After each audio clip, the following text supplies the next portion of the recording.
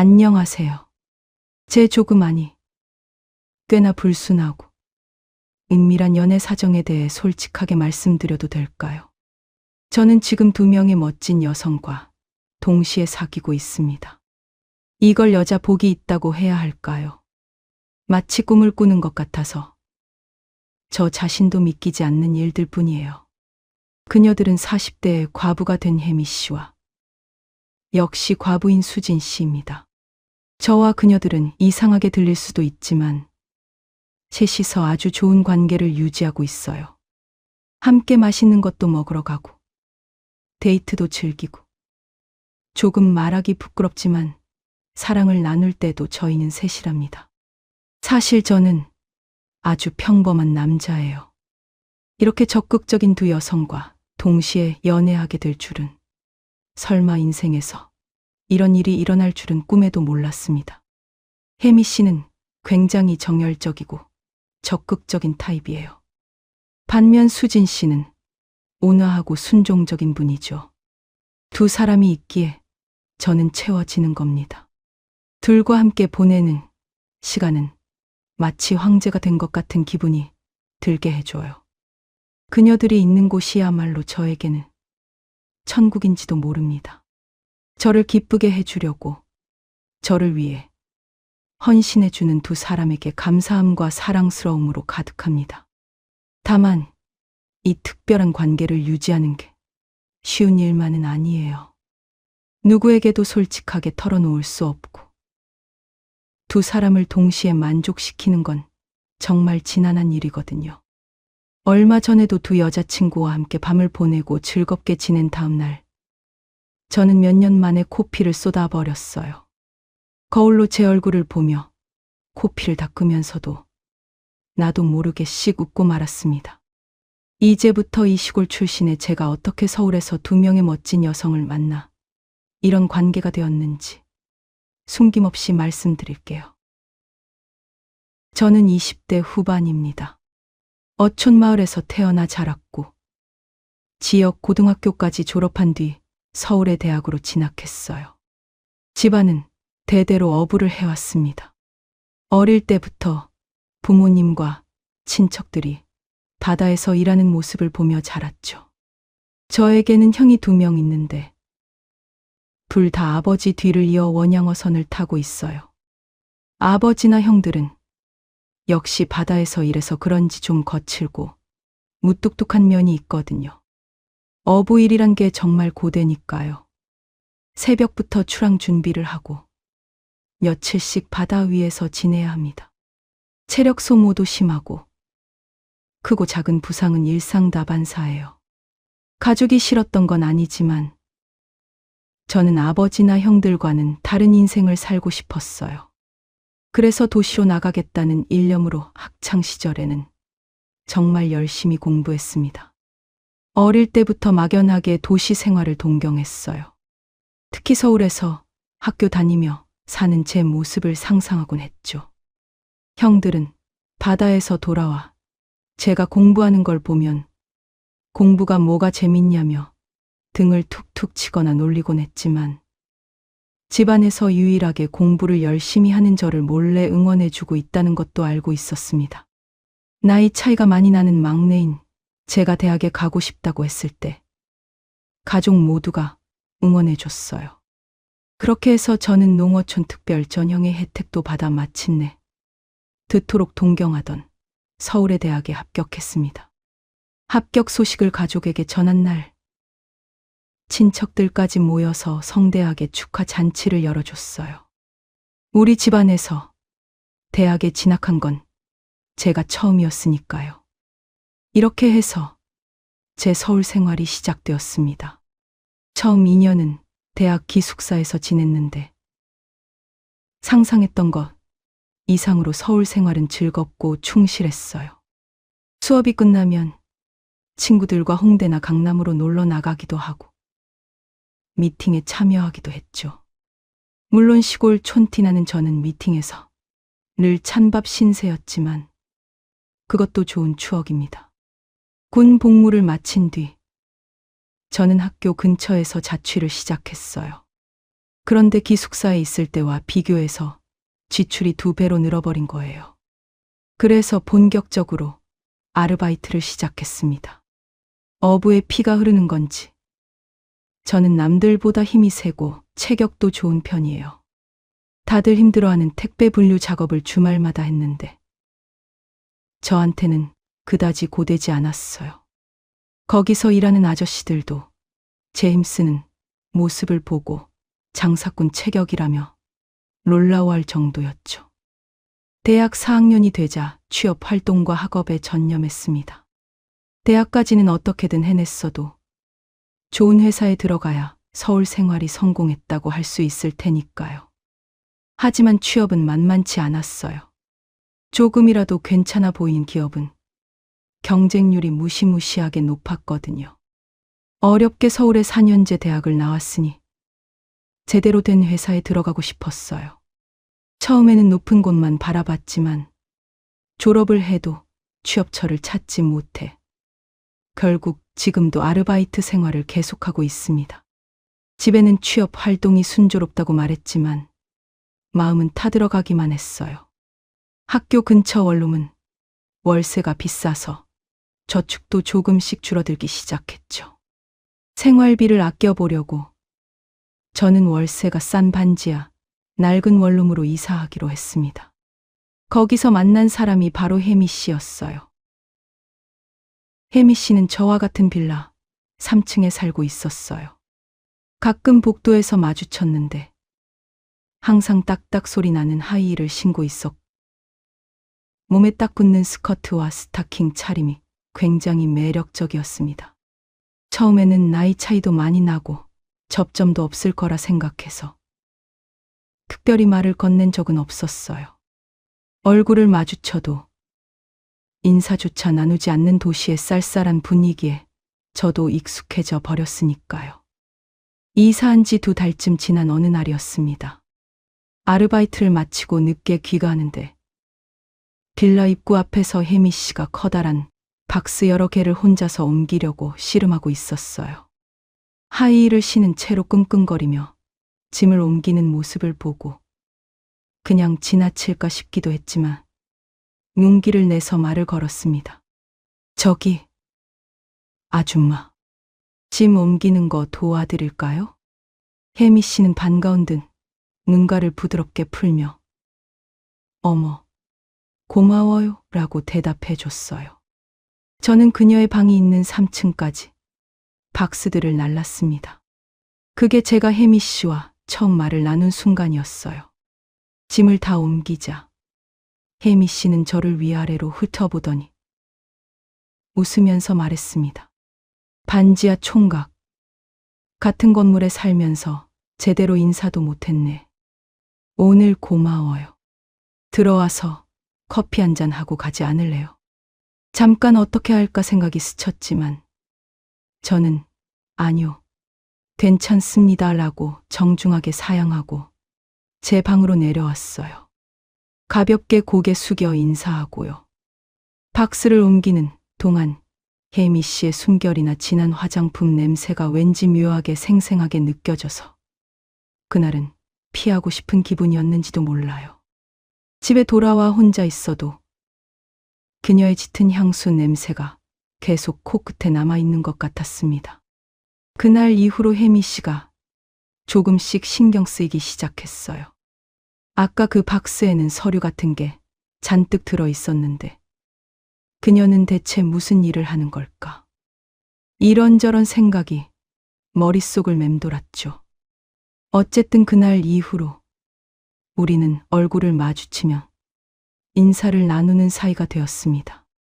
혜미 씨는 근처 부동산 중개사무소에서 일한다는 걸 알게 됐어요. 그래서 그날 부동산 서류를 잔뜩 들고 왔던 거였군요. 혜미 씨가 무슨 일 하냐고 물어서 저는 아르바이트 하면서 취업 준비 중이라고 애매하게 대답했어요. 그러자 그녀는 우리 부동산에서 일 좀 배워볼 생각 없냐고 권유해 줬어요. 저는 취업 준비도 해야 하고 아르바이트도 있어서 시간 날 때 도울 일 있으면 불러달라고 했죠. 그게 계기가 되어 우리는 연락처를 교환했습니다. 정말로 혜미 씨는 종종 저한테 연락을 해서 작은 부탁을 하게 되었어요. 주말 같은 때 부동산에 손님이 몰리면 저한테 물건 안내를 맡기기도 했습니다.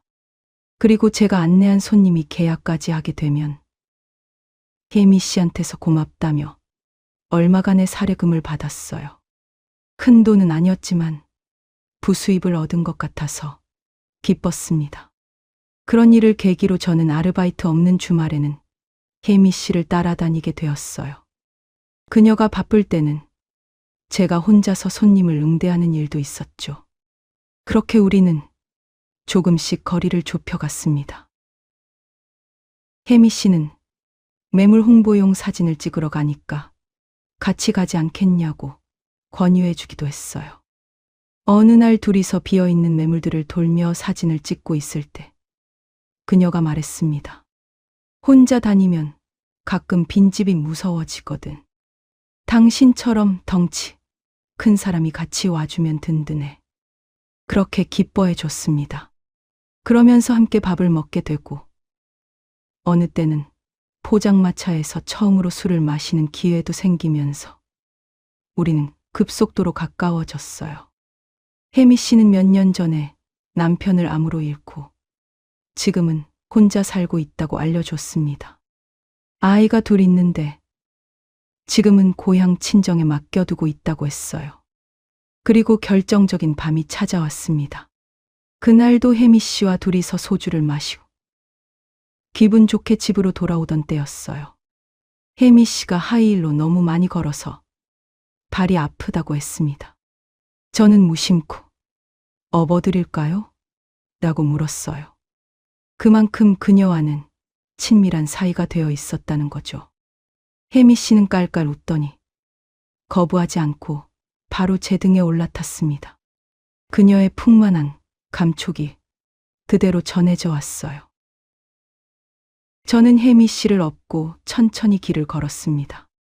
아무래도 그녀의 엉덩이가 제 손에 닿을 수밖에 없었어요. 그 순간 저는 뭐라 말할 수 없는 기분이 들었습니다.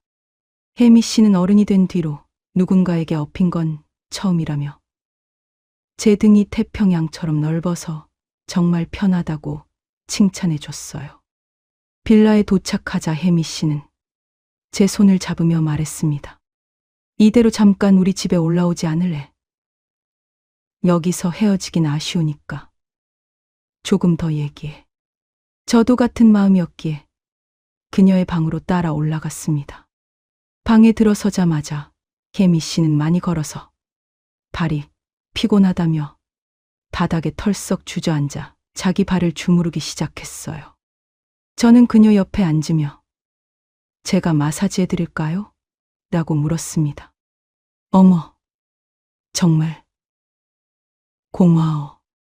혜미 씨는 그대로 바닥에 엎드렸어요. 저는 침대에서 하는 게 편할 거라고 말하며 그녀를 침대로 안내했습니다. 그리고 저는 혜미 씨의 발을 천천히 주무르기 시작했어요. 스타킹 너머로 전해지는 매끄러운 감촉이 아주 좋았습니다. 혜미 씨는 기절할 것 같아 라며 나른한 목소리로 기뻐했어요. 한참 동안 저는 그녀의 발을 주물렀습니다. 혜미 씨는 당신 손이 힘이 대단하네. 지금까지 받은 마사지 중에 최고야 라며 엄지를 치켜 세워 칭찬해 줬어요.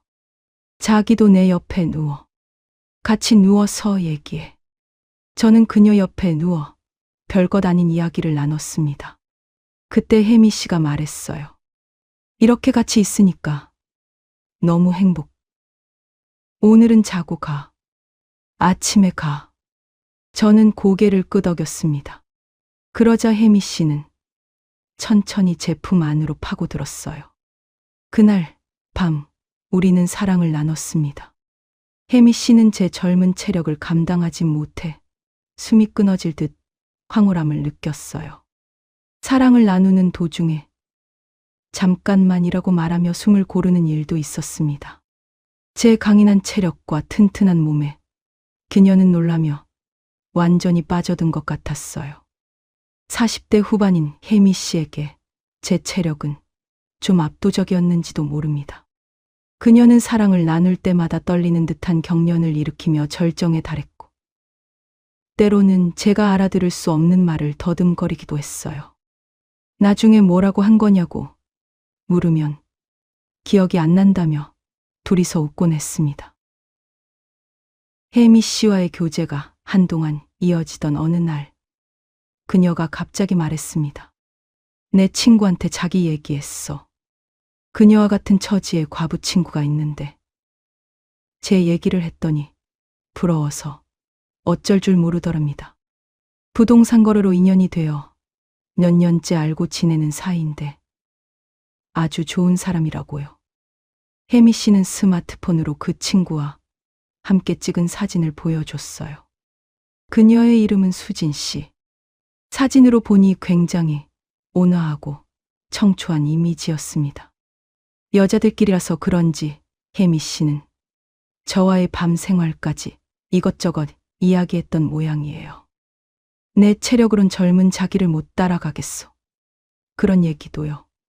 저는 수진 씨한테는 사귀는 사람이 없냐고 물었습니다. 수진이 낯을 좀 가려서 한동안 남자를 안 만났을 거야. 혜미 씨가 말했어요. 그 말을 듣고 저는 무심코 그럼 언젠가 수진 씨도 불러서 셋이서 한잔하고 싶네요 라고 말해봤습니다. 그러자 혜미 씨는 있잖아. 수진이는 침실에서 어떤 타입일 것 같아 라며 묘한 질문을 해왔어요. 저는 여자 경험이 많지 않아서 온화한 그녀에 대해서는 모르겠다고 그 자리를 얼버무렸습니다. 그런데 다음 주 혜미 씨는 정말로 수진 씨를 데려온 거예요. 같이 저녁 먹고 술 마시자라며요. 솔직히 그때는 수진 씨와 설마 그런 관계가 될 줄은 꿈에도 몰랐습니다. 인터넷에서 그런 특이한 관계가 있다는 건 알았지만 그게 제게 일어날 거라고는 상상도 못했으니까요. 처음 만난 수진 씨는 혜미 씨와는 정반대 타입이었어요. 사진 그대로 소박하고 차분한 분위기인데 그게 또 그녀만의 매력이었습니다. 수진 씨는 식사 중이나 술을 마시는 동안 저를 볼 때마다 얼굴을 붉히며 제 눈을 똑바로 보지 못했어요. 한편 혜미 씨는 물 만난 고기처럼 저와의 인연, 둘만의 친밀한 에피소드를 자랑하듯 줄줄이 늘어놓았습니다. 수진 씨는 혜미 씨의 이야기를 미소 지으며 듣고 있었는데 가끔 저와 눈이 마주치면 부드럽게 미소 지어줬어요. 그게 제 마음을 은밀하게 두근거리게 했습니다. 그렇게 셋이서 꽤 많이 마시고 분위기는 최고조에 달했어요. 1차를 마치고 자리를 옮기려 할 때 혜미 씨가 말했습니다. 2차는 우리 집에서 하자. 집에서 편하게 마시자. 우리 셋은 혜미 씨 방으로 이동했습니다. 거기서 간단히 술을 마시며 분위기는 더욱 무르익어 갔어요. 그때 혜미 씨가 저를 향해 말했습니다. 있잖아. 수진이 어때? 그리고 저와 수진 씨를 번갈아 보며 의미심장한 표정을 짓기 시작했어요. 그 순간 저는 혜미 씨의 의도를 어느 정도 짐작했습니다. 수진 씨와 눈이 마주쳤는데 그녀도 이 자리의 분위기를 읽고 있는 것 같았어요. 그 예감에 저는 단숨에 취기가 오르는 느낌이었습니다. 혜미 씨는 저와 수진 씨를 끌어당기며 유혹하듯 부추겼어요. 저는 마치 무언가에 홀린 듯 혜미 씨 이끄는 대로 따랐습니다. 그날 밤 우리는 대단한 일을 저질러 버렸습니다. 저는 두 여자친구를 번갈아 사랑했고 동시에 사랑받는 것도 경험했어요. 제 인생에서 처음 겪는 너무나 황홀한 일이라 정신이 아득해질 정도였습니다. 다음날 날이 밝고 나서 저는 한동안 잠들었어요. 눈을 뜨니 두 여자친구가 양옆에서 자고 있는 게 보였고 간밤에 일이 떠올랐습니다. 제 옆에서 잠든 두 여자친구를 보며 다시 흥분이 치밀어 올랐어요. 결국 아침이 되어 우리는 한 번 더 좋은 시간을 보냈습니다. 우리 셋은 나란히 해장하러 근처 식당에 갔습니다. 두 여자친구는 사전에 저를 공유하기로 합의했던 걸까요? 눈앞에서 웃으며 즐겁게 이야기하는 두 사람을 보니 그녀들은 저를 공유하는데 아무런 거리낌이 없는 것 같았어요. 아주 친밀하게 대화하며 밥을 먹고 있었습니다. 정열적이고 적극적인 혜미 씨, 온화하고 순종적인 수진 씨. 두 사람을 바라보며 저는 충만한 기분으로 아침 식사를 했습니다. 솔직히 밥을 먹는 동안에도 간밤의 일이 머릿속에서 떠나지 않았어요. 아침을 먹고 헤어질 혜미 씨가 말했습니다. 앞으로도 이렇게 셋이서 가끔 데이트하자. 수진 씨도 수줍게 미소 지으며 네, 그러죠라고 했어요. 저는 간밤의 일이 일회성이 아니라는 사실에 뛸 듯이 기뻤습니다. 그때부터 이 두 과부와의 좋은 시간이 쭉 이어지게 될 테니까요. 헤어지며 저는 수진 씨를 살짝 안아줬어요. 어젯밤 최고였어요. 조만간 또 만나요. 그 모습을 본 혜미 씨는 제 등을 두드리며 벌써 둘이 완전 친해졌네라고 농담하며 웃었어요. 혜미 씨와 둘이서 빌라로 돌아왔습니다. 저는 그녀에게 고맙다고 전했어요. 상상도 못했던 꿈 같은 경험이었다고요. 혜미 씨는 우리 셋 다 만족하고 즐거웠으니까 그걸로 된 거지 라고 말해줬어요. 그날은 부동산에 가야 한다며 제 볼에 가볍게 입 맞추고 떠났습니다. 그날 점심 무렵 아르바이트를 나갔는데 간밤에 무리가 있었는지 좀 피곤하고 졸음이 쏟아졌어요. 혜미 씨 한 사람만 상대할 때는 체력적으로 힘들다거나 피곤하다고 느낀 적이 없었거든요. 하지만 두 사람을 동시에 상대하게 되니 이야기가 좀 달라지더라고요. 그런 구름 위를 걷는 듯한 신기한 감각으로 며칠이 지났습니다. 평일에는 주로 같은 빌라에 사는 혜미 씨와 둘만의 연애. 특별한 일이 없는 한 우리는 거의 매일 사랑을 나누기 위해 만났어요. 어떤 밤은 제가 그녀 방에서 지내고 어떤 밤은 그녀가 제 방으로 오기도 했습니다. 그리고 다음 주말에는 수진 씨도 합류해 우리는 다시 완전체가 되었어요.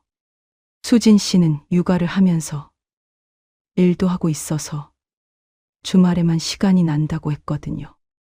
셋이서 맛있는 걸 먹고 신나게 술을 마셨습니다.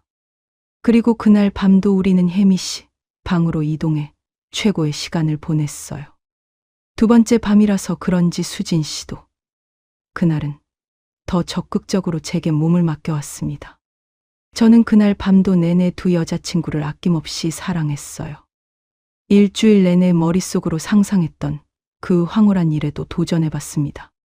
눈앞에서 펼쳐지는 광경에 저는 눈이 팅 돌 정도로 좋은 기분이었어요.